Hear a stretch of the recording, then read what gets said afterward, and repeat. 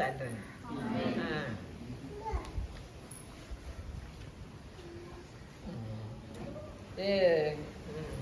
నా ప్రాణము మౌనముగా నుండక నిన్ను కీర్తించినట్లు నా అంగలార్పును నీవు నాట్యంగా మార్చేయున్నావు. నీవు నా గోనిపేట విడిపించి సంతోష అవసరము నన్ను ధరింపజేసి ఉన్నావు. అయితే ఇప్పుడు ఇక్కడ దావీదు మహారాజు ఎంతో గొప్ప రాజే. 12 గోత్రాలని ఇశ్రాయేలు దేశం అంతటినీ కూడా పరిపాలించిన గొప్ప రాజు. అయినప్పటికీ దేవుడు గాను ఎంతో తగ్గించుకుని వాడు గాను ఈ ప్రార్థన చేస్తున్నాడు. చేస్తే ఏమంటారు? నా ప్రాణము మౌనముగా నుండక నిన్ను కీర్తించినట్లు నా అంగలార్పును నీవు నాట్యంగా మార్చినావు. ఎప్పుడు చూసారా? దావీదుకి ఎంతో అంగలార్పు వచ్చింది, మరి ఎంతో వేదన వచ్చింది, ఎంతో బాధ వచ్చింది. అందుకని దాని గురించి ఇక్కడ ప్రభువును స్తుతిస్తున్నాడు. స్తుతిస్తూ నా అంగలార్పును నీవు నాట్యముగా మార్చినావు, నా గోనిపేటను విడిపించేనావు అని ఎంత గొప్పగా చెప్తున్నాడు కదా. మళ్ళీ సంతోష వస్త్రమును నన్ను ధరింపజేసి ఉన్నావు. ఆ రోజుల్లో ఈ భక్తుడు చాలా శోధనలు ఎదుర్కొన్నప్పటికీ ప్రభువును నమ్మకంగా సేవించాడు. నమ్మకంగా సేవించి ఇక తన బాధనంతటినే ఈ అక్షరాల రూపంగా చేసి రాయించి చివరికి దేవునికి విన్నవించుకుంటున్నాడు. తనకి ఆదరించే వాళ్ళు ఎవరో లేరు, మనుషులే. అయితే మరో చోట మనుషులను నమ్ముకుంటే యెహోవాను నమ్ముకుంటే మేలు, రాజును ఆశ్రయించుకుంటే యెహోవాను ఆశ్రయించడం మేలు అని ఉంది కదా. అలాగే దావీదు మనుషులను ఆశ్రయించుకోకుండా, మనుషుని నమ్ముకోకుండా దేవుణ్ణి ఆశ్రయించి దేవుణ్ణి నమ్ముకుని దేవుని సన్నిధిలోనే తన హృదయం అంతటిని కూడా కుమ్మరించేవాడు. దేవుని సన్నిధిలోనే ప్రార్థించేవాడు. ఏ విధమైన బాధ కలిగినా కూడా వెంటనే దేవుని మందిరానికి వెళ్ళి ప్రార్థించేవాడు.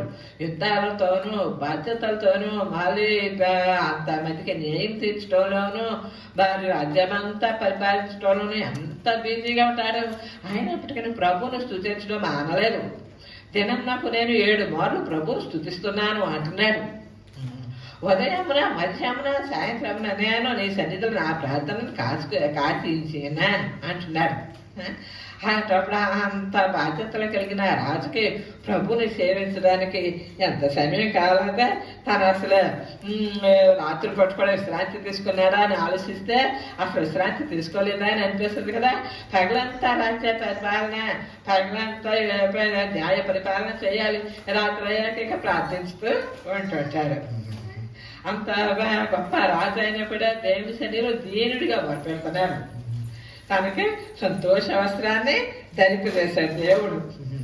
అలాగే ఈ రోజుల్లో కూడా ప్రభు మనకే గొప్ప సంతోష వస్త్రాన్ని, రక్షణ వస్త్రాన్ని, ప్రశస్తమైన వస్త్రాన్ని మనకి ధరింపజేసి అన్నాడు.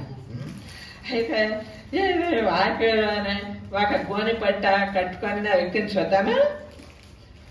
ఎస్తేరు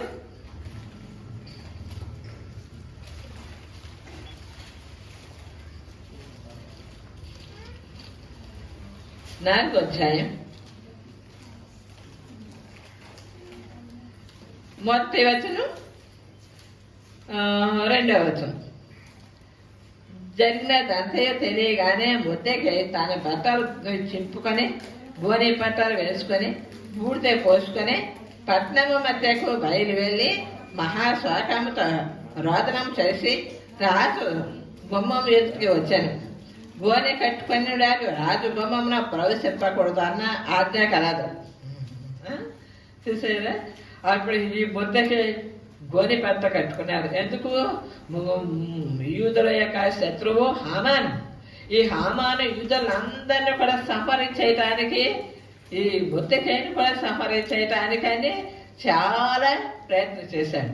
ప్రయత్నించినప్పుడు ఈ బొద్దెకి సంగతి విని గోని పట్ట కట్టుకుని మహారోదనంతోనూ అంగలార్పుతోనూ రాజకుమారుల వద్దకి వచ్చారు. వస్తే అంటే అదే ప్రార్థన విజ్ఞాపనతో లెక్క. ప్రభు సన్నిధిలో ప్రార్థన చేస్తున్నాడు. తన ప్రజల కొరకు విజ్ఞాపన చేస్తున్నాడు. నా ప్రజల్ని రక్షించు, నా ప్రజల్ని విమోచించు, మరణం నుండి నా ప్రజల్ని రక్షించు. మరణం నుండి మన ప్రజలను విమోచించనిసి ప్రజల కొరకు విజ్ఞాపన చేస్తున్నారు. విజ్ఞాపన చేయటానికే రోదన చేసి గోని పెట్ట కట్టుకుని అన్నాడు. అప్పుడు ఇక్కడ దావీదు ఆయన నాకు సంతోష వస్త్రము ధరింపజేసి అన్నాడు కదా. చివరికి ఈ బొత్తికైకి దేవుడు సంతోష వస్త్రాన్ని ధరింపజేశాడు. చూడండి ఎస్తేరు 8 వచ్చాయి 15 వచ్చు. అప్పుడు మొత్తకై ఉదాహరణమును తెలుపు వర్ణమును గల రాజవస్త్రమును బంగారపు పెద్ద కిరీటమును అవిసేనాడితో చేయబడిన ధూమ్ర వర్ణము గల వస్త్రములను ధరించుకుని వాడే రాజసముఖము నుండి బయలుదేరను. అంతనిమిత్తము శూషాని పట్టణము ఆనందించి సంతోషం సరే. మొదట దుఃఖమున తర్వాత ఆనందంతో మనల్ని ప్రభు నింపువాడు. చివరికి మరొక వ్యక్తి కూడా ఉన్నారు చూడండి. యోబు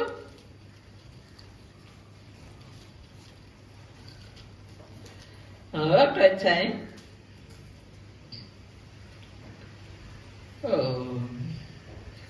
20 వచనం 21. అప్పుడు యోబు లేచి తన పై వస్త్రమును చింపుకొని తల వెంట్రుకలు బరిగించుకొని నేల మీద సాష్టంగా నమస్కారం చేసి నేను నా తల్లి గర్భములో నుండి దిగంబరై వచ్చుతాను. దిగంబరై అక్కడికే తిరిగి వెళ్ళితాను. యెహోవా ఇచ్చాను, యెహోవా తీసుకుని పోయాను. యెహోవా నామమునకు స్తుతి కలుగును గాక. చూసారా, యోబు బహుగా శ్రమనుందాడు. పూర్తి దేశంలో యోబు లాంటి యథార్థవంతుడు కానీ యోబు లాంటి ధనవంతుడు కానీ ఎవరు లేరు. అధ్యాయం మొత్తం చదువుకుంటే తెలిసింది కదా. అయితే అయినప్పటికనే ప్రభు తనని పరీక్షించడం కొరకు తననే సేవిస్తాడా, లేకపోతే తన యొక్క ధనాన్ని తన యొక్క స్వభావాన్ని సొంతనాన్ని సేవిస్తాడా చూద్దాం అనుకుని అప్పుడు ప్రభు పరీక్షించదలుచుకున్నాడు. అన్ని వెళ్ళిపోయింది. అప్పుడు యోబు ఏమాత్రం కూడా ప్రభుని ఒక్క మాట కూడా అనలేదు. ప్రభు అన్యాయం చేశాడని చెప్పలేదు. నేను దిగంబరై వచ్చాను, తల్లి గర్భం నుండి వచ్చాను, దిగంబరై నేను పోతాను. కానీ యెహోవా ఇచ్చాను, యెహోవా తీసుకుని పోయాను. యెహోవా నామమునకై స్తుతి కలుగును కలిసి ప్రభుని స్తుతిస్తున్నాడు. ఎంతగానో స్తుతిస్తున్నాడు కదా. నిజంగా ఈ రోజులు ఏంటి స్థుతి ఉందా? ఆ స్థుతి కలిగి ఉండాలి. మనం అన్ని పరిస్థితుల్లోనూ ప్రభును స్తుతించాలి. దేన స్థితిలోను ప్రభును స్తుతించాలి. సంపన్న స్థితిలోను ప్రభును స్తుతించాలి. ప్రభు ఇచ్చినందుకు ప్రభును స్తుతించాలి, ఇవ్వనందుకు ప్రభును స్తుతించాలి. ఇస్తేనే ప్రభు చిత్తం అనుకోకూడదు, ఇవ్వకపోతే ప్రభు చిత్తం కాలేదేమో అనుకోకూడదు. ఏది జరిగినా కానీ ప్రభు చిత్తమే అని అనుకోవాలి. ఆయన ఇచ్చిన ప్రభును స్తుతించాలి, ఇవ్వకపోయినా ప్రభును స్తుతించాలి. ఆ చిత్తం ఎలాగుంటే అలాగే జరుగుతుంది. మరి 2 వచ్చాయి యోబు 2 వచ్చాయి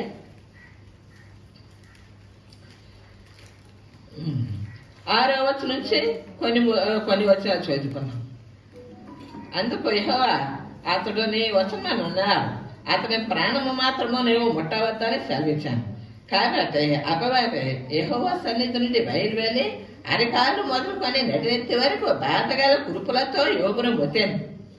అతడు ఒళ్ళుగో కొంటకై చిల్ల పెంకు తీసుకుని బూడిదను కూర్చోండగా అతని భార్య వచ్చి నీవు ఇంకా యథార్థతను వదలకైందివా, నీవు దేవుని దూషించి మరణము కమ్మనేను.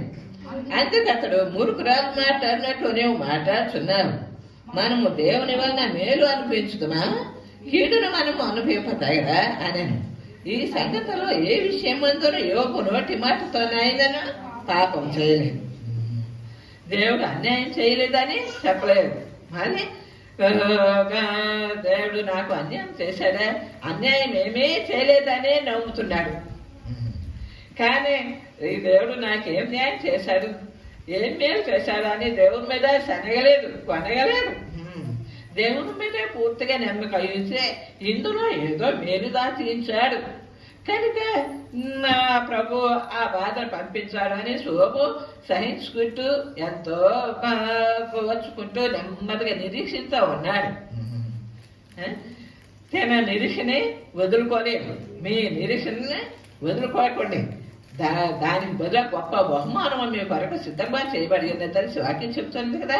అలాగే ఈ యోబు తన నిరీక్షని వదులుకోలేదు.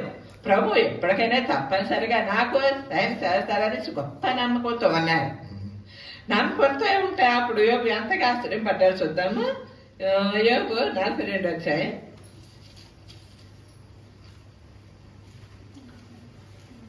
పదవచనం. యోబు 42 అధ్యాయం 10వ. మరియు యోబు తన స్నేహితుల నిమిత్తము ప్రార్థన చేసినప్పుడు యెహోవా అతని క్షేమస్థితిని మరలా అతనికి దయచేశాను. మరియు యోబునకు పూర్వము కలిగిన దానికంటే 2 అంతలు అధికముగా యెహోవా అతనికి దయచేశాను. అంత బాగుంది కదా. ఇతనే నిరీక్షణ లేకుండా ఉంటే, ప్రభునందు విశ్వాసం లేకుండా ఉంటే, ప్రభునందు విసుకుని ప్రభుని దూషించి చేసినట్టయితే ఈ ఆశీర్వాదం పొందుకోలేదు. కానీ నిరీక్షణతో ఉన్నాడు, ఓర్చుకున్నాడు. దీనికంటే తర్వాత దేవుడు నన్ను ఆశ్రయిస్తాడు, సంతోష వస్త్రంతో నన్ను అలంకరిస్తాడు, రక్షణ వస్త్రంతో నన్ను అలంకరిస్తాడు, ప్రశస్తమైన వస్త్రాన్ని నాకు ధరిపచేస్తాడు. ప్రభు తప్పనిసరిగా నాకు సహాయం చేస్తాడనేసి నిరీక్షణతోనూ ఓర్ముతోనూ ఓర్పుతోనూ నేను ఓర్చుకున్నాడు. ఓర్చుకుంటే ఇప్పుడు 2 అంతలుగా ఆశీర్వాదం పొందుకున్నాడు. చూసారా? అందుకనే మనం ఎప్పుడు కూడా నిరీక్షణతో ప్రభునందు సాగిపోతూ ఉండాలి. ప్రభు ఇచ్చే ఆశీర్వాదం కొరకు ఎదురు చూస్తూ ఉన్నాం. ఇక్కడ అందరూ చెప్పారు మొదటి అధ్యాయంలో అని యోబు కుమారులు, కుమార్తెలు, పనివారు, కర్తబాబులు, వంటలు, ఆవులు, ఇక తనకు ఉన్నారు అంతా కూడా వెళ్ళిపోయింది. కానీ ఒక్క యోబు భార్య అని మాత్రం ఆలోచించాడు సైతాన్. యోబు భార్య ప్రభు నమ్మలే, రోగస్తురాలుగానే ఉంది. తన ధనమునే నమ్ముకుంటుంది, తన సుఖాన్నే నమ్ముకుంటుంది. తన సుఖాన్నే నమ్ముకుని చివరికి యోబు దగ్గరికి యోబు పచ్చి గుడ్లు అంతా ఫుడ్లు అయిపోతే కనీసం ఎలాగ పెట్టుకోవడానికి కూడా కష్టమైపోయి చిల్ల పెంకు తెలుసు కదా, కొండ పెంకు, ఆ పెంకు లాంటి తీసుకుని నెమ్మదిగా ఇలా గోకోవాల్సి వచ్చేది. అంత బాధ కదా. అలాంటి వ్యక్తిని అసలు ఎవరు కూడా చూడడానికి కష్టపడతారు కదా. అయితే అప్పుడు యోబు వచ్చి, ఏంటి నీకు ఎంత బాధ, నువ్వు దేవుణ్ణి దూషించి మరణం కమ్ము, దేవుడిచ్చిన జీవాన్ని ఎలాగ వదులుకోవాలి, ఆత్మహత్య చేసుకోమని చెప్తుంది సైతాన్ సోదర. సైతాన్ని అలాగే చేస్తాడు. నిరీక్షణ వద్దు, దేవుని అంత విశ్వాసం వద్దు, నువ్వు ఏదో చావు అన్నట్టుగా చేస్తూ ఉంటాడు. సైతాన్ అంతా బాగా చేస్తాడు. అయితే బయట నుండి కాకుండా ఇంట్లో ఉండి కూడా చేపిస్తాడు. అలాంటి యోగుని ఇంట్లో ఉండి శోధిస్తున్నాడు మరి సాతాను. కానీ అప్పుడు యోగు ఏం జవాబు చెప్పడం, మూర్ఖురాలు మాట్లాడినట్టు నువ్వు మాట్లాడదగిన దేవుని వల్ల మనం ఇంతవరకు మేలు అనుభవించాం, కీడు అనుభవింపదగదా అనేసి అంటున్నారు. ఎంత గొప్ప నిరీక్షణపూరితమైన మాటలు. ఈ రోజు నీ దగ్గరికి నా దగ్గరికి ఈ వాక్యం వచ్చిందంటే మనం కూడా యోగు లాంటి నిరీక్షణ కలిగి ఉండాలని, యోగు లాంటి ఒప్పుదల ఊరిమి కలిగి ఉండాలని చెప్తున్నాడు. ఆయనచే రక్షణ వస్త్రాన్ని మనం ధరించుకోవాలని, ఆయనచే ప్రసిద్ధమైన వస్త్రాన్ని మనం ధరించుకోవాలని ప్రభు కనిపెడుతున్నాడు. ఆయనచే ప్రసిద్ధమైన వస్త్రం, రక్షణ వస్త్రం ఎలాగొస్తుంది? యేసు ప్రభు నోటి తోపుకొని ప్రదేమంది విశ్వసించి ఆయనను తండ్రి అయిన దేవుడు మృతుల నుండి లేపి ఉన్నాడు అనేసి నమ్మి ఆయన హృదయంలో చేర్చుకున్నప్పుడు అప్పుడు మనకి రక్షణ వస్త్రాన్ని ప్రభు ధరించేస్తూ ఉంటాడు. యెషయా 61 అధ్యాయం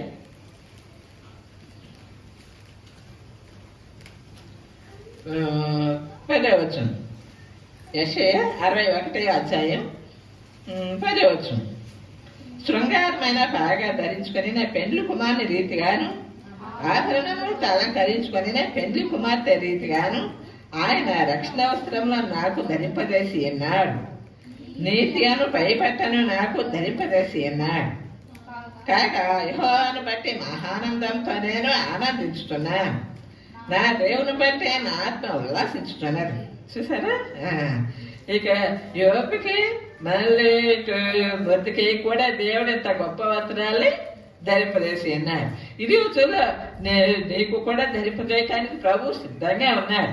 రక్షణ పొందిన నీవైతే రక్షణ వస్త్రాన్ని ధరింపజేసుకుని ఉన్నావు, ధరింపజేయబడి ఉన్నావు.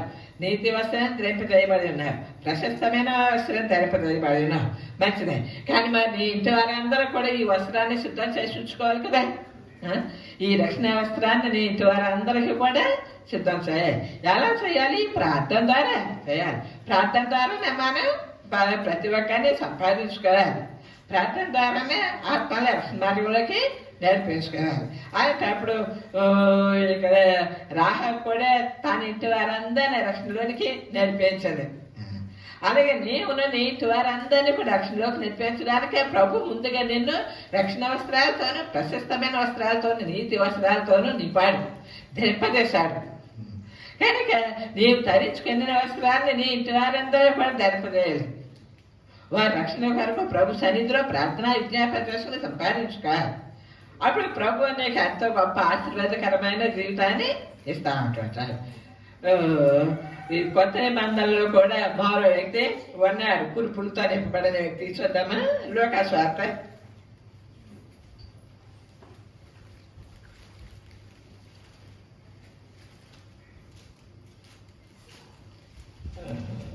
16 అధ్యాయం 18వ వచనం దగ్గర నుంచి కొన్ని వచనాలు. ధనవంతుడు అక్కడ ఉండేను. అతడు దారంగు బట్టలను సన్నపు నార వస్త్రమును ధరించుకొని ప్రతి దినము బహుగా సుఖపడుచుండువాడు. లాజరు ఒక దరిద్రుడు ఉండేను. వాడు కురుపులతో నిండిన వాడే ధనవంతుని ఇంటి వాట పడి అతని బాల మీద నుండి పడు రుటెముకలతో ఆకలి తీర్చుకొని పోరాను. అంతేకాక కుక్కల వచ్చి వాని కురుపులు నాయకాను.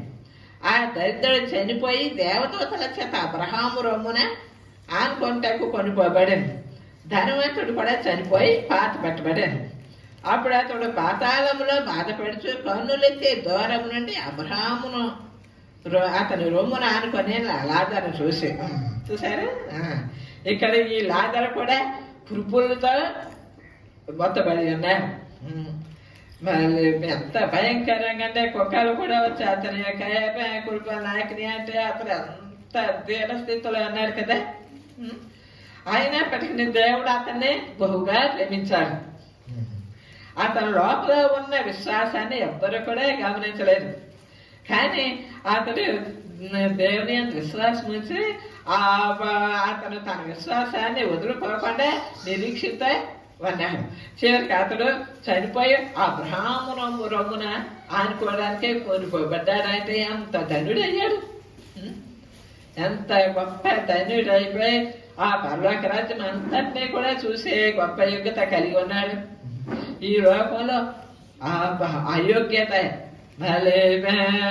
సాట్ కానీ ఏమీ లేకపోయినప్పటికీ పరలోకమైన దేవుడు ప్రతి ఒక్కరిని కూడా ఎంతో యోగ్యమైన వారు గాను ఎంతో ప్రశస్తమైన వారు గాను తీసుకుంటాడు.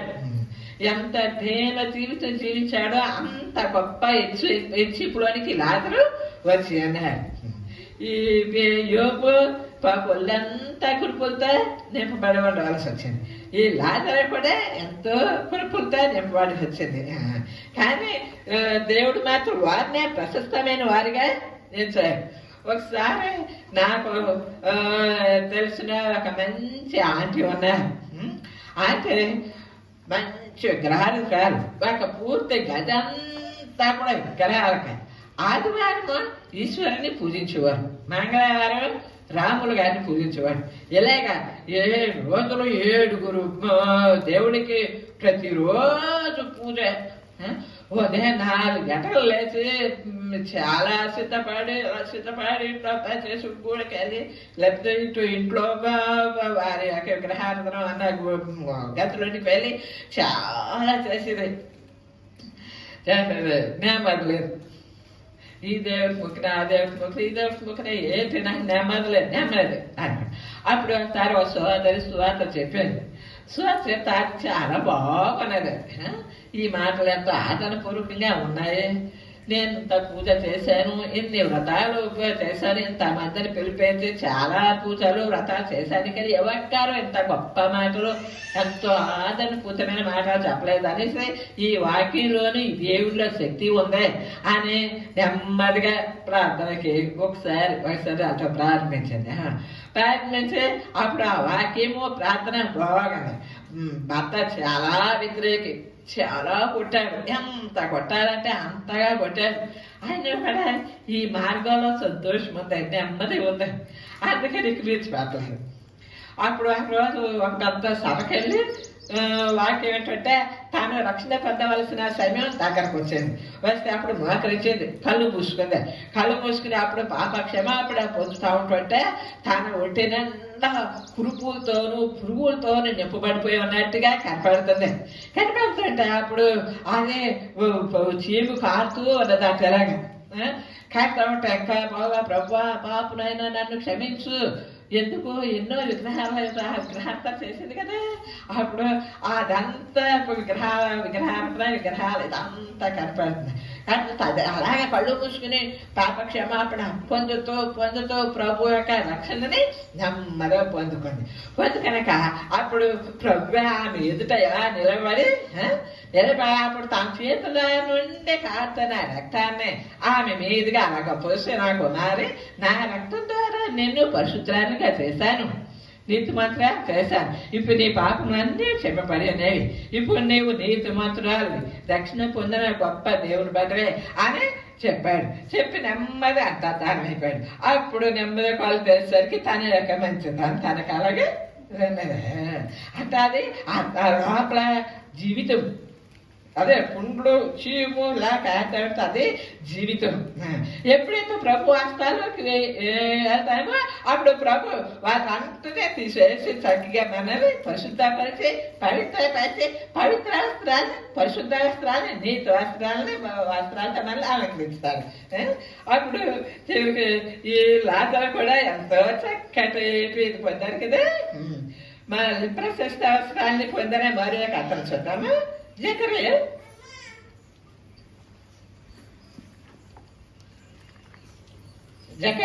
3వ అధ్యాయం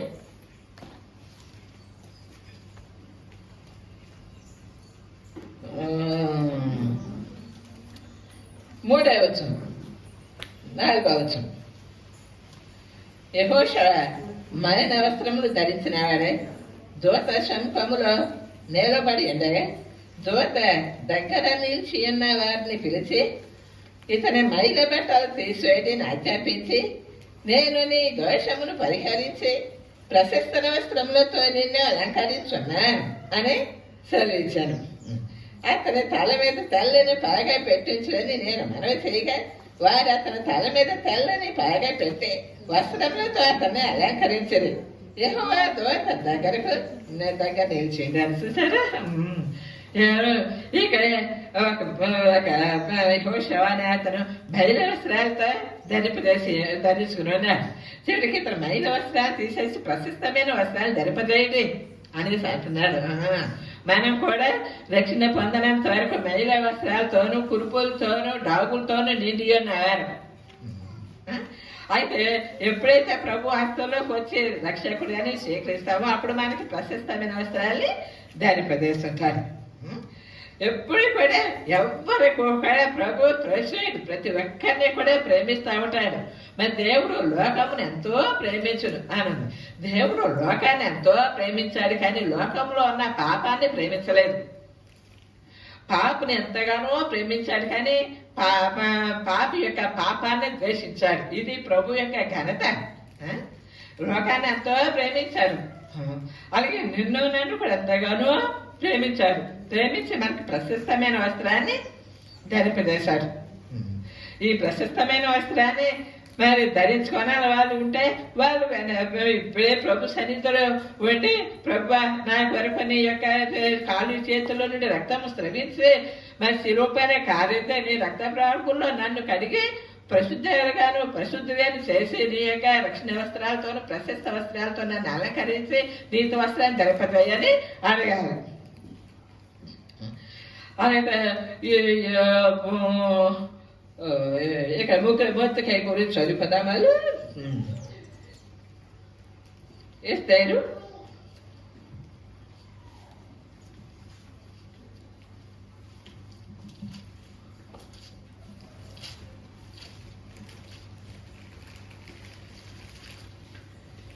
ఎంత అధ్యాయం 15వ వచనం. అప్పుడు మొత్తకాయ ఉదారంగు వస్త్రమును తెలుపు వర్ణములు గల రాజవస్త్రమును బంగారు పెద్ద కిరీటమును అవిసేనారతో చేయబడిన తోమర వర్ణము గల వస్త్రములను ధరించుకుని వాడే రాజ సముఖము నుండి బయలుదేరు. అందు నిమిత్తము శూషాని పట్టణం ఆనందించి సంతోషించాను. చూసారా, మనకి రక్షణ వస్త్రాన్ని మన ప్రశస్తమైన వస్త్రాన్ని నీతి వస్త్రాన్ని ఇచ్చి ప్రభు మాత్రం రక్తపు డాగులు ఎర్రని నిలువుటంగి వేసుకుని ఉన్నారు. రక్తపు డాగులతోనూ మరి తలపైన ముళ్ళ కిరీటము పెట్టబెడితే ముఖమంతా కూడా ఎంతో రక్తపు చారికతోనండి. చివరికి తన వస్త్రాలన్నీ కూడా డాగులతోనూ రక్తపు డాగులతో నిండి ఉన్నాయి. మనకైతే పాపపు డాగుల వస్త్రాన్ని తీసేసి ఆయన మనకి రక్షణ వస్త్రాన్ని ధరింపచేయటం కొరకు ఆయన శిలువ పైన రక్తపు డాగులు ఉన్న వస్త్రాన్ని కలిగి ఉన్నాడు. చూసారు, మనం ఆయనలో ధనవంతులుగా ఉండటానికి దరిద్రులమైన మన కోసం ఆయన దరిద్రుడిగా ఈ లోకానికి వచ్చారు.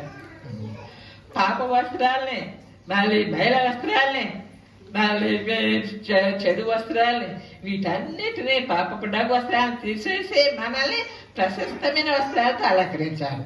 వాళ్ళకి అలంకరించడానికి ఆయన వస్త్రాలు పాపపు రక్తపు డాగు వస్త్రాలుగా అయిపోయింది. మనం చూడాల వరంగానే అయిపోయింది. చూసారా, ఆయన యొక్క ప్రేమ అంత గొప్పదని.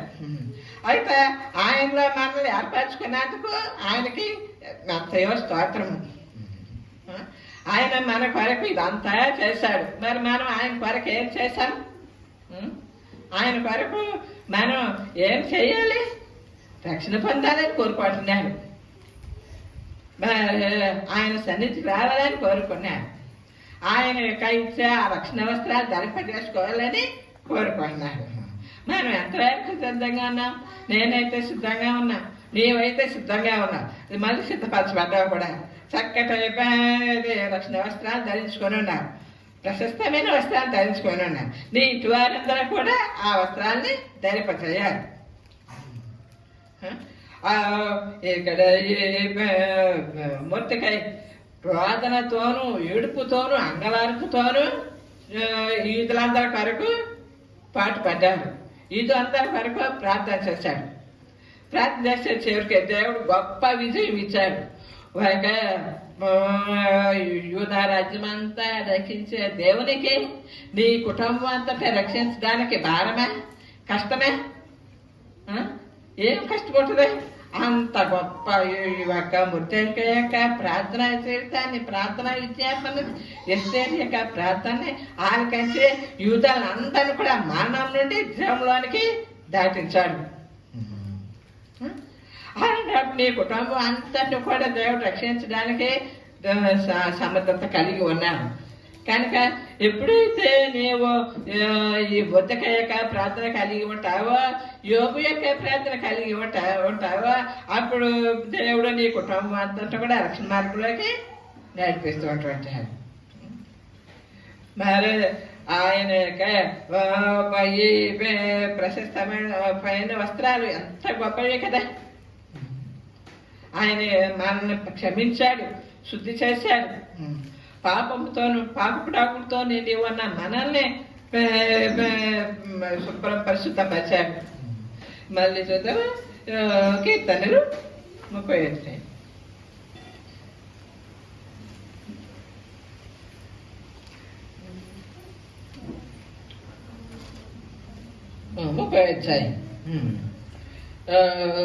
12వ వచనం. దేవుడు నా గోనెపేట విడిపించి సంతోష వస్త్రములను ధరింపజేసి అన్నారు. యెహోవా నా దేవ, నిత్యము నేను నిన్ను స్తుతించేదాన్ని. స్తుతించాలి, ప్రభుని ఎంతగానో స్తుతించాలి, ఆరాధించాలి. ప్రతి విషయమునందు స్తుతించాలి.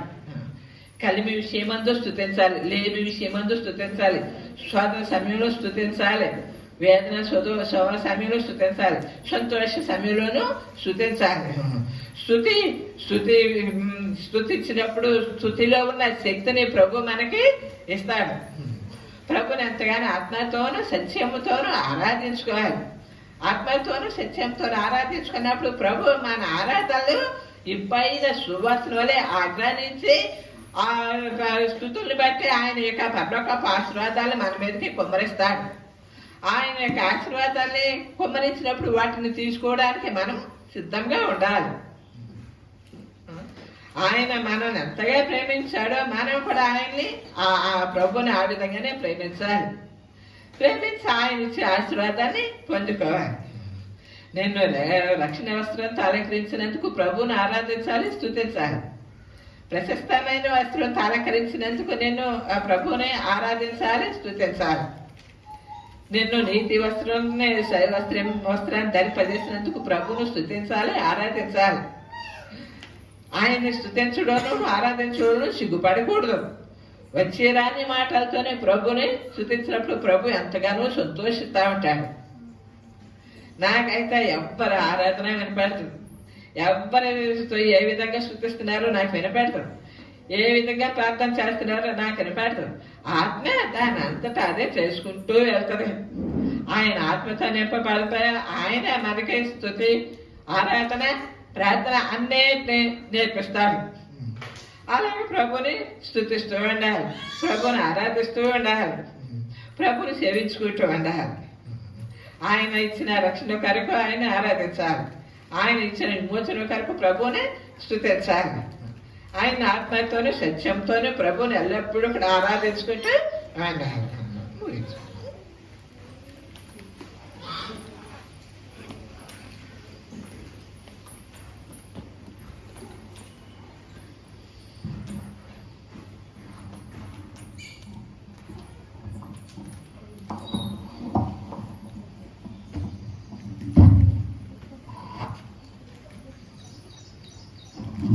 ఆరాధనలోకి వెళ్ళేదానికి ముందుగా పాట పాడుకుందాం.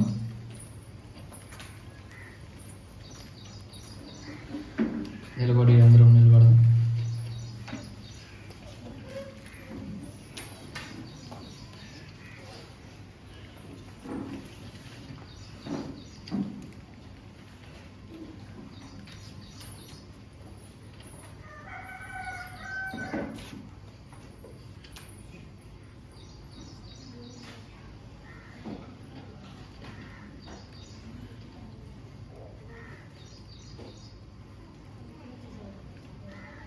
పాట సంఖ్య 168.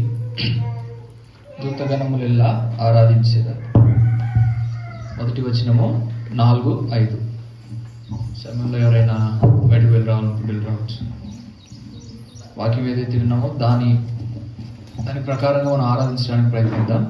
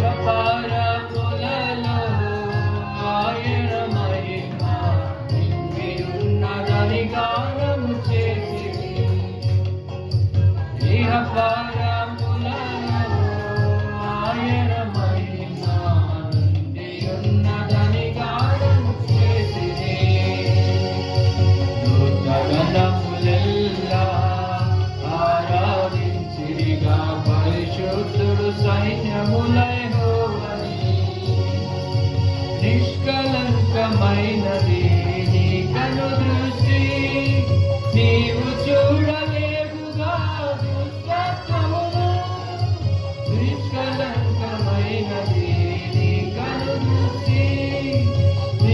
చూడలేముగా దుష్టత్వమును, దూరస్థులమైన మమ్ము నీ రక్తముతో, దూరస్థులమైన మమ్ము నీ రక్తముతో చేరదీసి చేర్చుకున్న స్వామి స్తోత్రము, చేరదీసి చేర్చుకున్న స్వామి స్తోత్రము.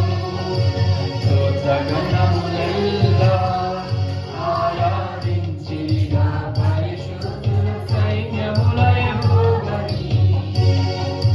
స్తోత్రగణములెల్లా ఆరాధించిగా పరిశుద్ధుడు సైన్యముల యెహోవాని. నా హృదయమునందు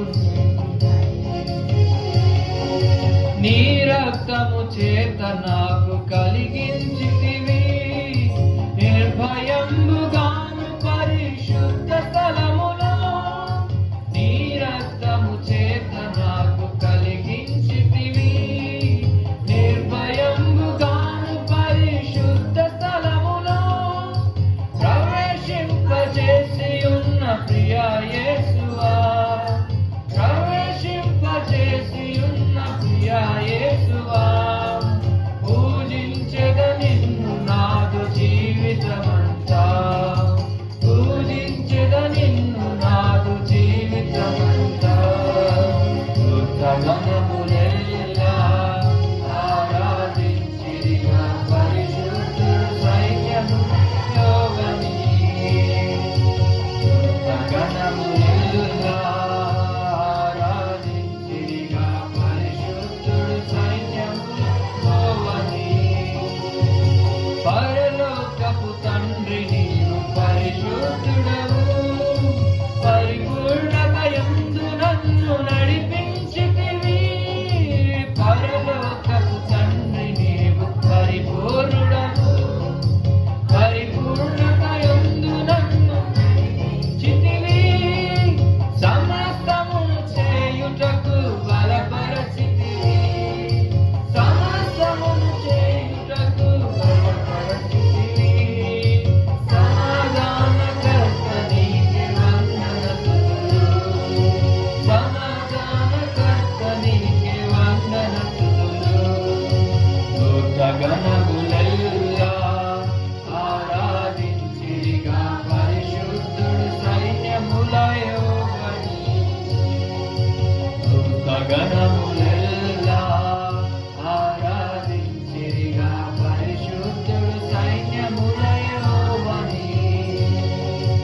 ఇహపరములలో ఆయన మహిమ నిండియున్న కనిగానము చేసిరి, ఇహపరములలో ఆయన మహిమ నిండియున్న కనిగానము చేసిరి. స్తోత్రగణములెల్లా ఆరాధించిరిగా పరిశుద్ధుడు సైన్యముల యెహోవాని. స్తోత్రగణములెల్లా ఆరాధించిరిగా పరిశుద్ధుడు సైన్యముల యెహోవాని. కూర్చుందాం అందరం కలిసి.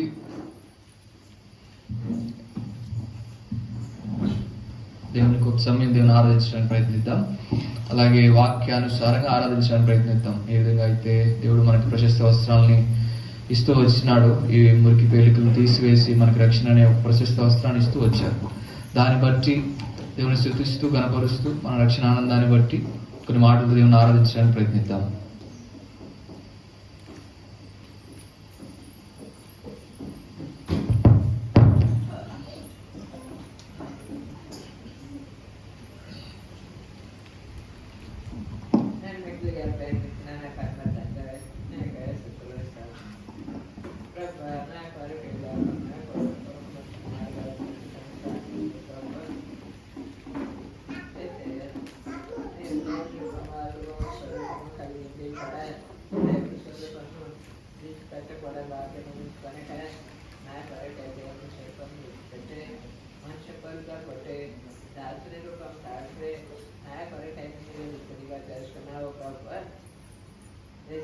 ఎంత గొప్ప దేవుడు